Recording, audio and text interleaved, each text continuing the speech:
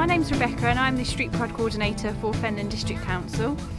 Street Pride is about working with local groups to involve with environmental activities within their local area, such as litter picking, bulb planting, flower planting.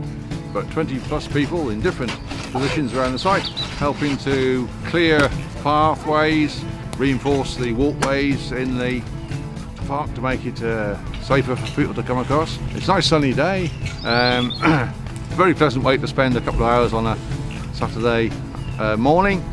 This happens fairly regularly, so perhaps you might like to think about coming down and joining in.